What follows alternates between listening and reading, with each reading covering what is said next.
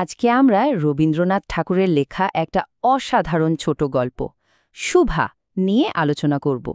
মানে এমন একটা গল্পের গভীরে যাব যেখানে শব্দের কোনো প্রয়োজনই হয় না, অনুভূতি হয়ে ওঠে সবচেয়ে বড় ভাষা। গল্পের শুরুটাই দেখুন কি দারুণ একটা পরিহাস দিয়ে।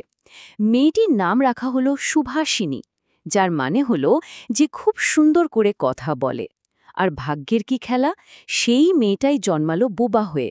মানে এই একটা বাক্যেই যেন পুরো গল্পের মূল যে দ্বন্দ্ব সেটা আমাদের সামনে চলে আসে। তো চলুন গল্পের মূল চরিত্র সুভার সাথে একটু পরিচিত হই। নামের অর্থ সুভাষিনী হলেও তার জীবনটা কিন্তু নামের একদম উল্টো, একেবারে নীরব, শব্দহীন।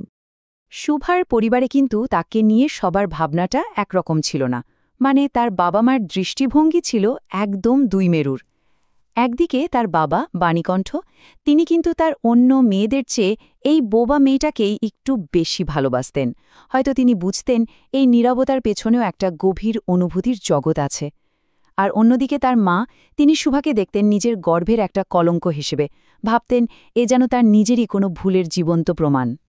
একটু ভাবুন তো, চারিদিকে সবাই কথা বলছে, হাসছে, নিজেদের ভাব প্রকাশ করছে, আর সে এই শব্দের জগতে থেকেও যেন এক নির্বাসিত জীবন কাটাচ্ছে। তার কোনো প্রবেশাধিকারই নেই সেখানে, ঠিক যেন এক নিঃসঙ্গ দ্বীপের মতো, একা। কিন্তু মানুষের কথার জগৎ থেকে সে একা হলেও তার কিন্তু নিজের একটা আলাদা জগৎ ছিল। হ্যাঁ, শব্দহীন একটা জগৎ। চলুন এবার সেই জগতে একটু ঢু মারা যাক। তার এই যে একাকিত্ব, এর সঙ্গী কে ছিল জানেন?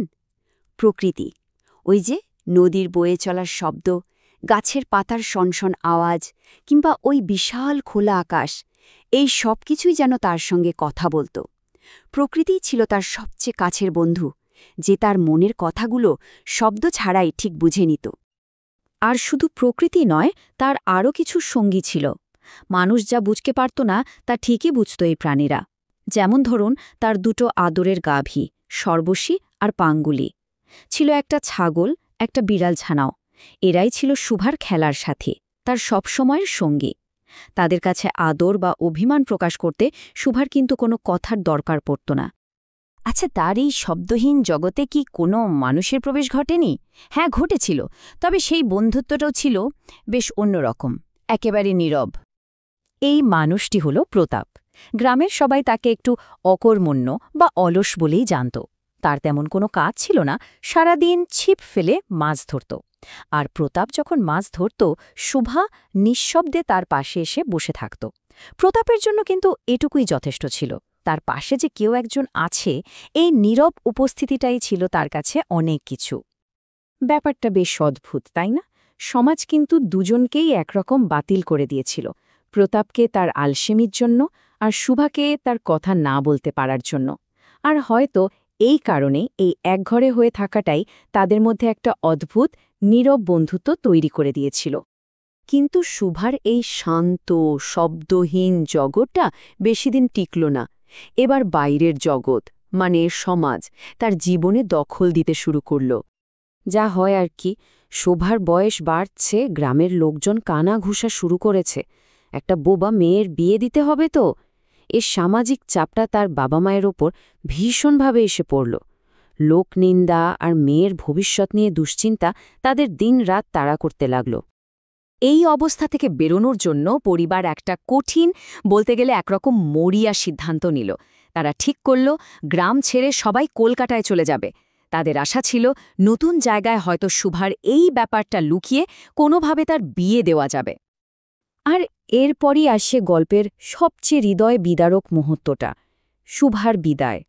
তার চেনা জগৎ, তার প্রিয় সঙ্গী, সব কিছু ছেড়ে চলে যাওয়ার সেই সময়টা। কলকাতা যাওয়ার ঠিক আগের দিন শুভা তার সেই প্রিয় গাভী দুটোর কাছে গেল, সর্বশী আর পাঙ্গুলির কাছে। তাদের গলা জড়িয়ে ধরে সে অঝোরে কাঁদছিল। কথা বলতে পারলে হয়তো বলতো, আমাকে ছেড়ে যাস না, কিন্তু তার মুখ দিয়ে কোনো শব্দ বেরোল না। তার চোখের জলেই ছিল সব আকুতি, সব মিনতি। যাওয়ার সময় সে তার প্রিয় নদীর তীরে গিয়ে দাঁড়াল। তার তখন মনে হচ্ছিল, ইস, এই পৃথিবী, এই মাটি যদি তাকে 2 হাত বাড়িয়ে জড়িয়ে ধরত, আটকে রাখত, তাহলে আর তাকে এই চেনা জগৎ ছেড়ে এক অজানা ভবিষ্যতের দিকে পা বাড়াতে হতো না। তো পুরো গল্পটা শোনার পর মনে প্রশ্ন আসতেই পারে, রবীন্দ্রনাথ ঠাকুর আসলে এর মাধ্যমে আমাদের কি বোঝাতে চেয়েছেন? গল্পের আসল বার্তাটা ঠিক কী? আসলে শুভা তো শুধু একটা মেয়ের গল্প নয়, তাই না? এই গল্পটা আমাদের ভাবতে শেখায়। শেখায় যে যারা কথা বলতে পারে না, তাদেরও একটা বিশাল মনোজগৎ আছে। অনুভূতি, চিন্তা, ভালোবাসা সবকিছু নিয়েই তাদের জগৎ। ঠাকুর যেন আমাদের চোখে আঙুল দিয়ে দেখিয়ে দিচ্ছেন যে বাইরের অপূর্ণতা দিয়ে কাউকে বিচার না করে তার ভেতরের গভীরতাটা দেখার চেষ্টা করো। আর গল্পটা শেষে আমাদের জন্য একটা বড় প্রশ্ন রেখে যায়।